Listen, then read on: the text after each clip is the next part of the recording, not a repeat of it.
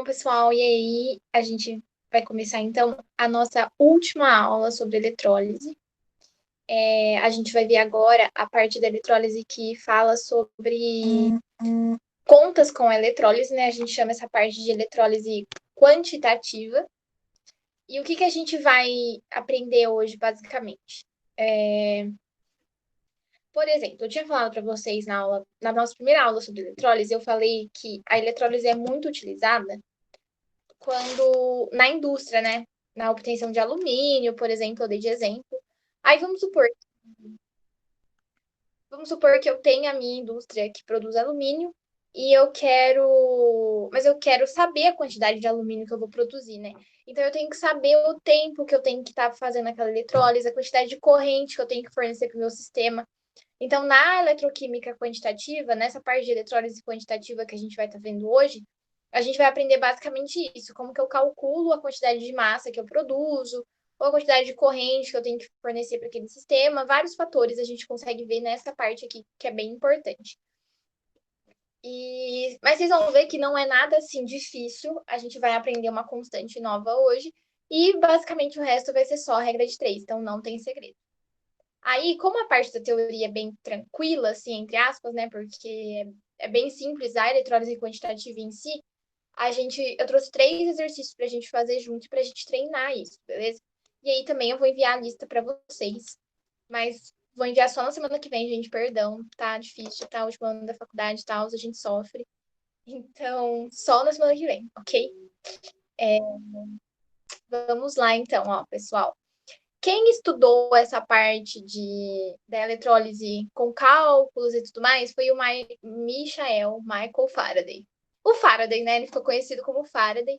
Então a gente vai aprender essa constante nova hoje que eu falei para vocês, que nada mais é do que a constante de Faraday, porque foi ele que estudou e descobriu. Bom, a gente sabe que na eletrólise nós temos nós temos as semi-reações, né, de redução ou de oxidação. Aqui no caso eu trouxe 2 exemplos de 2 reações de redução, uma da redução do sódio e a outra da redução do cobre, né? Eles estão virando, ó, sódio metálico, faltou o sólido aqui, e o cobre metálico também.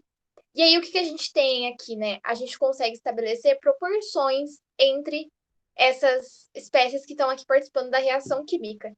Igual a gente fazia lá em cálculo estequiométrico, igual a gente fazia em equilíbrio químico, vocês já estão cansados de fazer, né? De saber. Interpretar uma reação química e estabelecer a proporção entre elas. O que seria isso? Olhando essa semi-reação aqui, que está devidamente balanceada, né?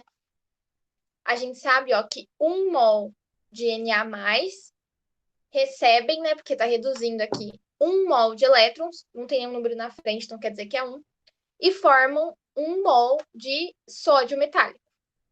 Beleza, então. A gente tem, então, essa proporção. Né, 1 mol de Na+ está para 1 mol de elétrons. Não coloquei do sódio, mas mesmo assim, né, dá para perceber essa relação aqui. E embaixo a gente tem, ó, que 1 mol de cobre está para 2 mols de elétrons, né?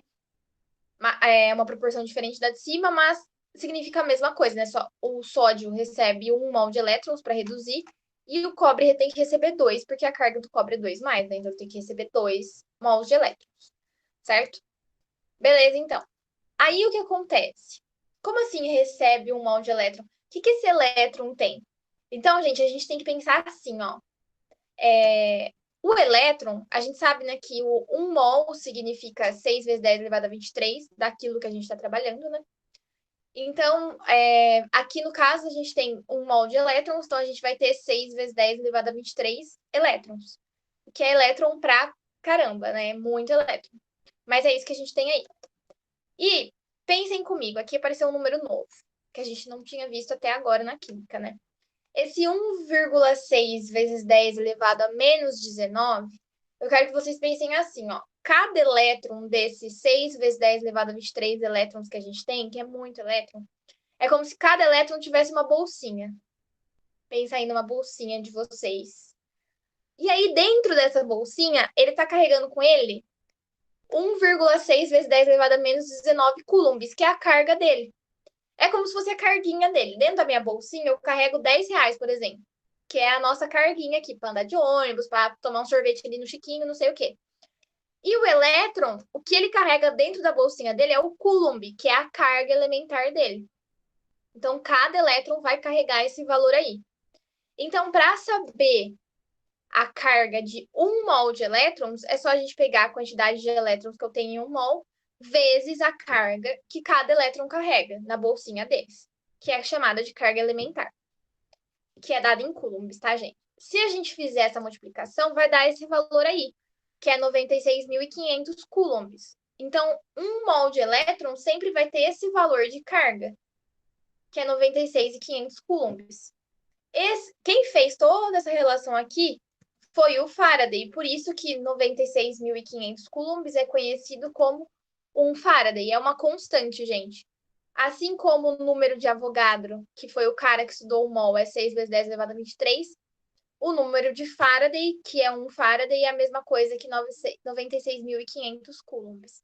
E a gente já vai ver por que isso aqui é importante, porque a gente tem que usar isso. Tudo bem até aqui, gente? Alguma dúvida? Alguma coisa ficou sem entender?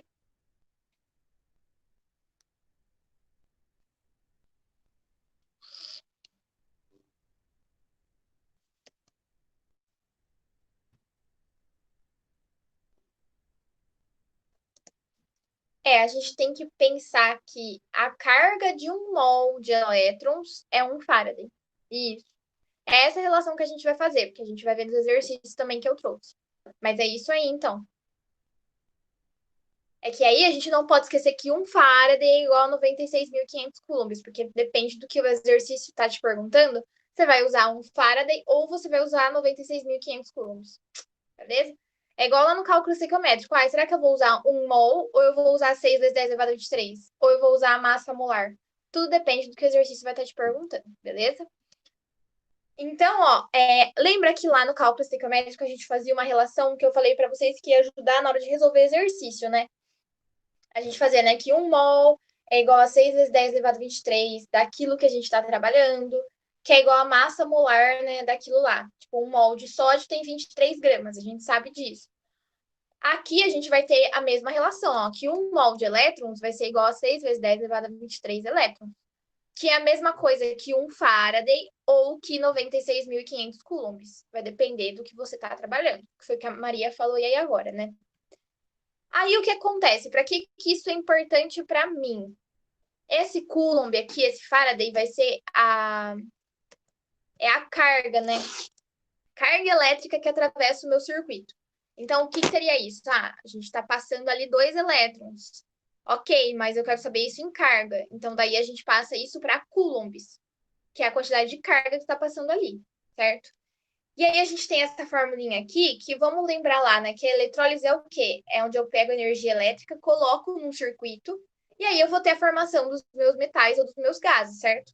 Lembra que eu sempre frisei para vocês lá na primeira aula que a eletrólise é energia elétrica sendo transformada em energia química, né? Que é a reação química. Então, para a gente saber a carga que esse circuito vai estar circulando ali, a carga vai depender da corrente que eu estou fornecendo naquele circuito, porque eu estou fornecendo energia elétrica, né? Ou seja, a corrente elétrica, e o tempo que eu deixo ela passando ali. Aí a gente tem essa fórmula aqui que é conhecida como kit, que é igual a I vezes T. Então, a carga elétrica do meu circuito vai ser igual à corrente que passa por ele vezes o tempo. Professor, eu vou usar o kit sempre? Depende. Depende do que o exercício está perguntando, mais uma vez. Gente, isso aqui é um exercício de cálculo estequiométrico de eletroquímica, é basicamente isso.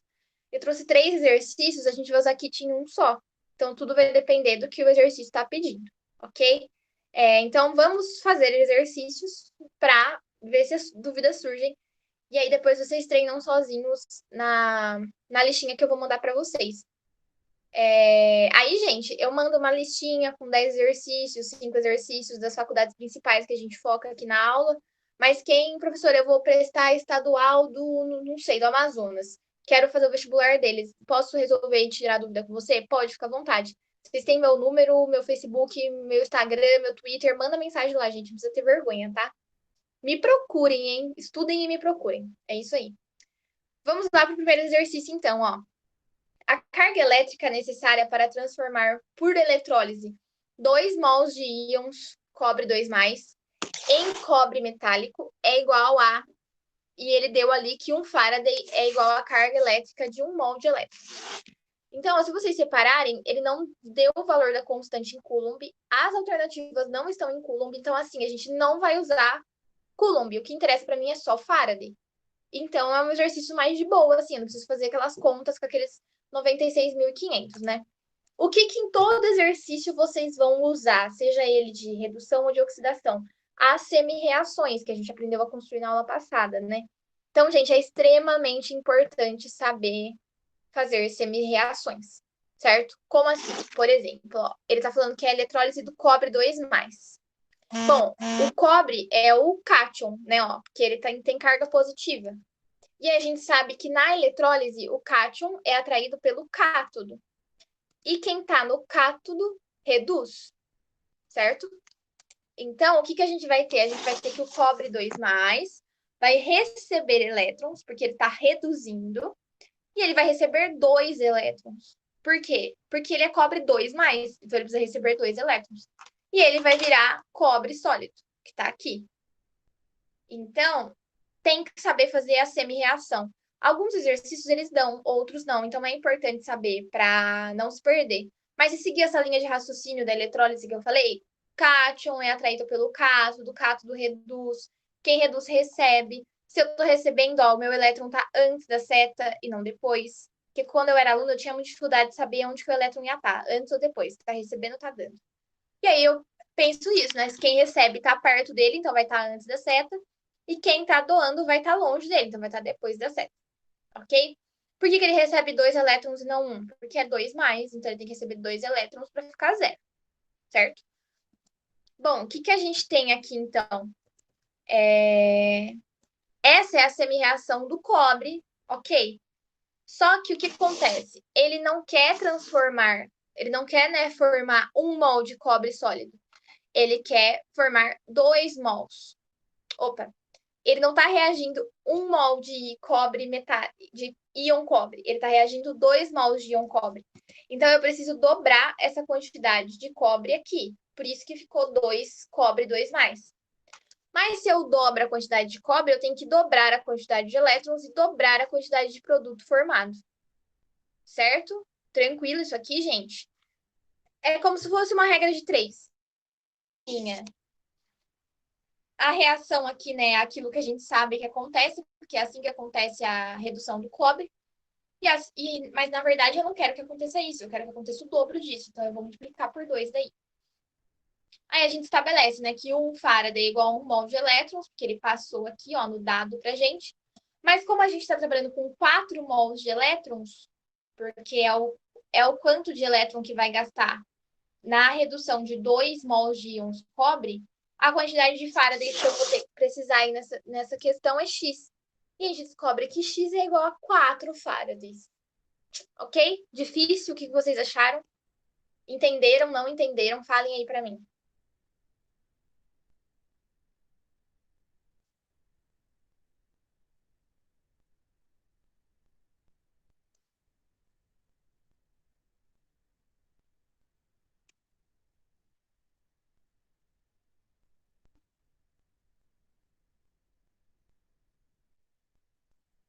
Bom, falaram que entenderam, alguns não falaram nada. Eu vou entender quem não falou nada como entendi, tá, gente? Senão eu fico parada aqui a tarde inteira esperando vocês responder. Vamos continuar, então. Ah, tá raciocinando ainda. Vocês têm que dar um sinal de vida pra mim, senão eu acho que vocês entenderam e continuo aqui tocando barco.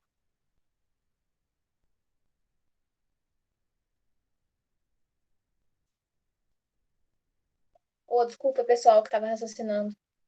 Ó, Maria, daqui, ó, tá vendo? Essa aqui é a reação de redução do cobre, que a gente tem que saber fazer, porque ele falou que é o cobre 2+, né? Daí a gente montou ela. Aí ele tá falando pra mim que ele, nessa eletrólise que ele tá fazendo, ele tá reagindo 2 mols de íons cobre 2+. Então eu peguei e dobrei essa reação aqui, ó, para chegar em 2 cobres de íon 2+. Aí, se eu dobrei o cobre, eu vou ter que dobrar o número de elétrons também. Por isso que agora eu tenho 4 mols de elétrons. E não mais 2 mols, como eu tinha antes. Beleza?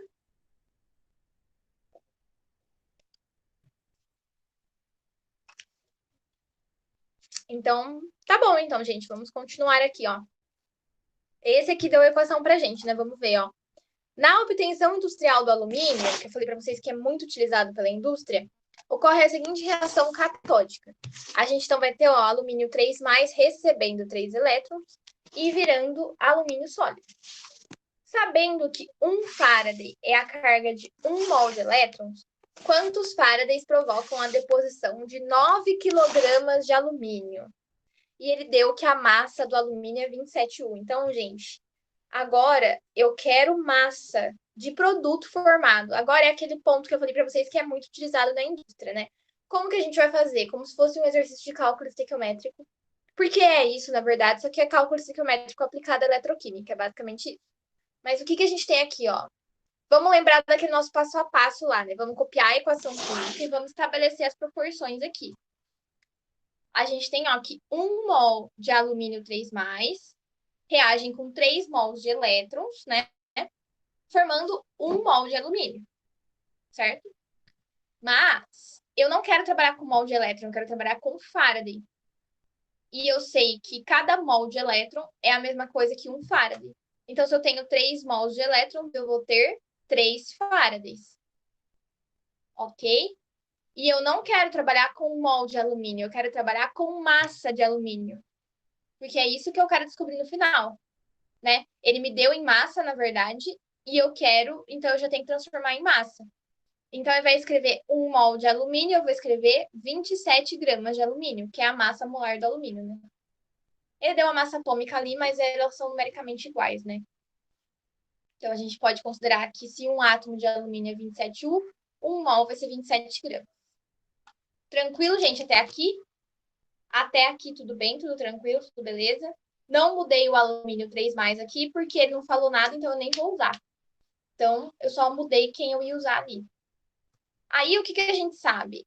Eu não quero formar 27 gramas, eu quero formar, ó, 9 quilogramas, que é a mesma coisa que 9.000 gramas. Então, já transformei aqui.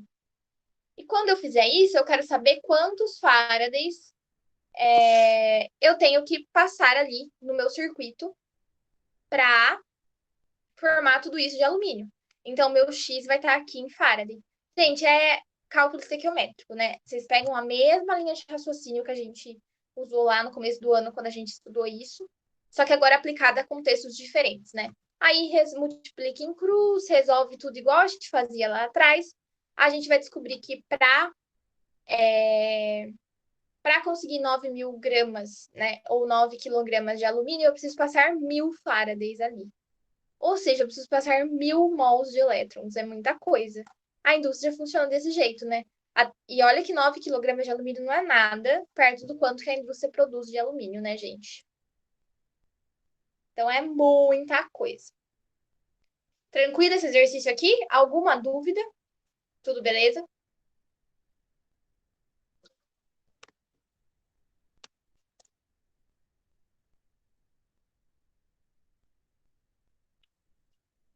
Então, tá bom. O João tá quieto de novo, mas eu acho que ele tá quieto porque ele tá entendendo. Quando ele não entende, ele pergunta. Então, beleza. Vamos lá, gente. Ó, o último exercício aqui pra gente treinar, tá? O cloro pode ser produzido pela eletrólise ígnea de cloreto de zinco, que é o ZnCl2. A temperatura de... Tá sonolento ainda, então beleza. Olha lá, ó, vantagens do EAD, gente. Dá para acordar 5 minutos antes da aula, né? Isso é ótimo. Vamos lá, ó. O cloro pode ser obtido pela eletrólise ígnea do cloreto de zinco, que é o ZnCl2, a temperatura de 17 graus Celsius e sob pressão de 1 atm. Sabendo que uma corrente de 5 amperes passa pela célula durante 10 horas, informe por meio de cálculos. Nossa, deixa eu ver. Qual é o número de coulombs envolvidos nesse processo? E qual é a massa de Cl2 em gramas produzidas? E ele deu os dados aqui pra gente. Uma coisa importante que apareceu nesse exercício aqui, que não apareceu nos outros dois que a gente fez, foi o quê, né?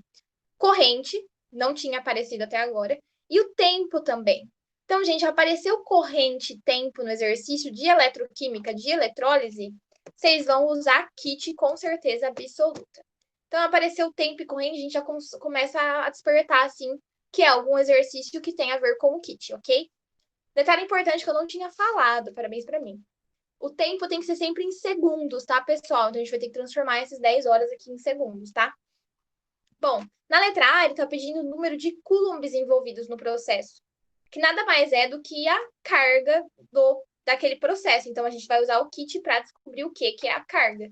Aí, como eu falei para vocês agora, a gente não pode trabalhar com horas, a gente tem que trabalhar com segundos. Então, vai ter que fazer uma pequena conversãozinha aqui, né? A gente sabe que 1 hora é igual a 60 minutos, que é a mesma coisa que 3.600 segundos, mas eu tenho 10 horas. E quantos segundos equivalem, então, a 10 horas, né? Aí a gente descobre que são 36 mil segundos, né? Então, a gente pode substituir ele na fórmula agora, né? O Q vai ser igual a 5 vezes 36 mil segundos. O meu Q utilizado aqui é 180 mil coulombs.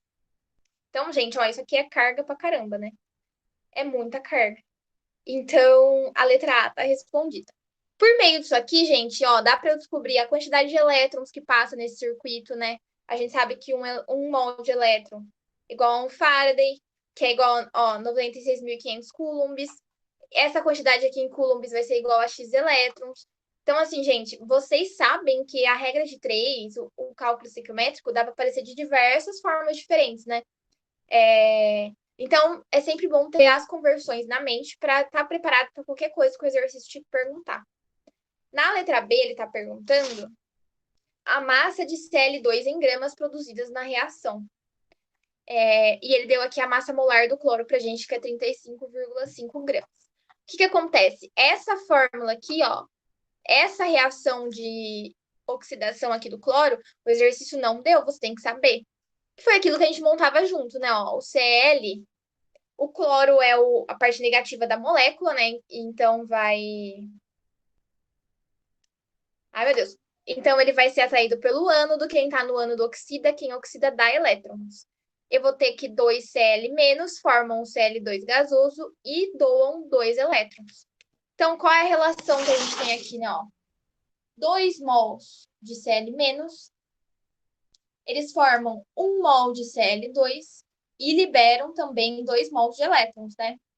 Só pegando aqui, ó, a proporção entre eles, né? Da equação, da semi-reação balanceada. Aí, o que a gente pode fazer aqui, né, ó? Eu não quero a massa eu não quero a quantidade de gás cloro em mol, eu quero em gramas. Então, ao invés de colocar 1 mol, eu vou colocar 70 gramas de Cl2. Por que 70, gente?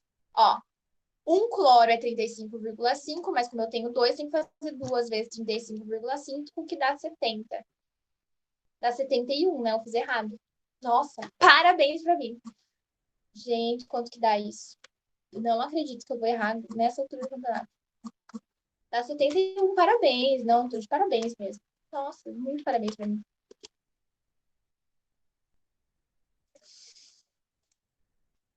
Não, sensacional. Não sei nem o que falar pra mim.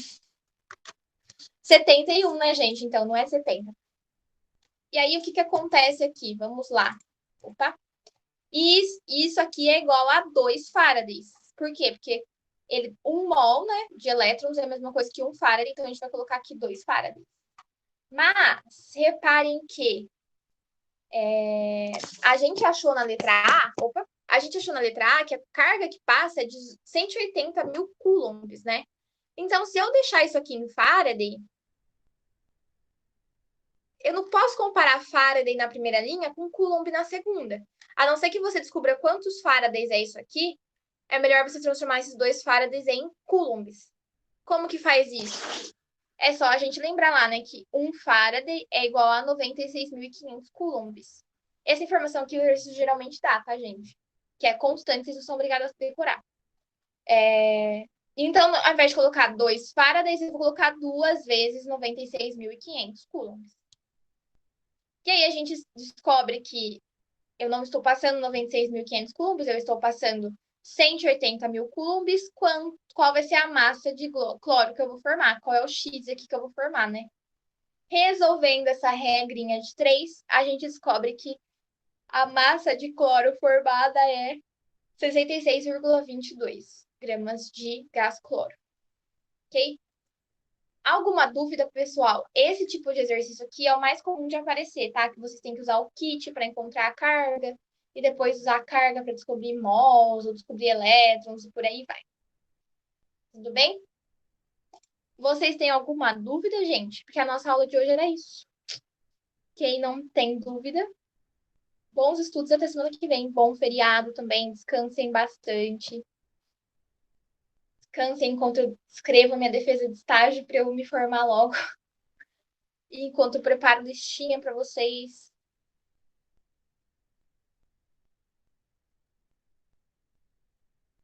Pode processar, Maria, fica à vontade. Só vou parar de gravar aqui. Então é isso, gente. Quem tiver dúvida, me procure aí, hein? Manda sinal de fumaça, manda um zap, manda alguma coisa aí, hein? Estudem e até a próxima. Obrigada.